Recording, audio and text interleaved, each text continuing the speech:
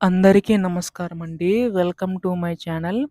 తెలంగాణ రాష్ట్ర వ్యాప్తంగా ఉన్న రైతు సోదరులందరికీ కూడా రాష్ట్ర ప్రభుత్వం అయితే శుభవార్తయితే చెప్పబోతుందనమాట. సో, ప్రస్తుతం మనకి ఈ యొక్క రైతు భరోసా పథకం సంబంధించి కానీ చూసుకున్నట్లయితే రాష్ట్ర ప్రభుత్వం ఈ యొక్క నిధులు పెంచి అందించేందుకైతే సిద్ధమవుతుందండి. అయితే ప్రస్తుత రాష్ట్ర ప్రభుత్వం మనకి ఈ యొక్క రైతు భరోసా నిధులన్నీ కూడా విడుదల చేసినా గానీ చాలామంది రైతులకైతే జమ కాలేదు కదా! సో, వారందరికీ కూడా త్వరలో జమ కాబోతున్నాయనమాట. అయితే ఎప్పుడు జమ కాబోతున్నాయి అనే దానిపై ఈ వీడియోలో పూర్తి సమాచారం తెలుసుకోవడానికైతే ప్రయత్నిద్దాం. ఈ వీడియోనైతే ఎక్కడ కూడా ఆపకుండా చివరి వరకు అయితే చూడండి. అంతకంటే ముందు కొత్తగా ఎవరైనా మన ఛానల్‌ని చూసినట్లయితే దయచేసి వెంటనే ఛానల్ అయితే సబ్స్క్రైబ్ చేసుకోండి.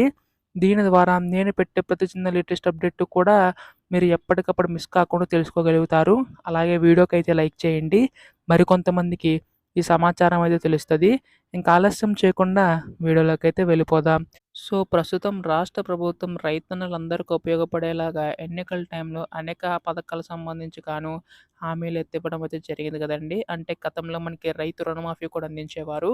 అయితే ఇప్పుడు రైతు భరోసా కింద జనవరి 26వ తేదీన ఈ యొక్క పథకం సంబంధించి నిధులన్నీ కూడా అమలు చేయడం అయితే జరిగిందనమాట. అంటే విడుదల చేయడం అయితే జరిగిందనమాట. ఈ యొక్క పథకం సంబంధించి అయితే ఈ యొక్క పథకం సంబంధించి ప్రతి సంవత్సరం కూడా రూ. 12,000 జమ చేస్తామని చెప్పేసి హామీ అయితే ఇవ్వడం అయితే జరిగింది కదండీ. అందులో తొలి విడత కింద రూ. 6,000 అనేవైతే రాష్ట్ర ప్రభుత్వం విడుదల చేయడం అయితే జరిగిందనమాట.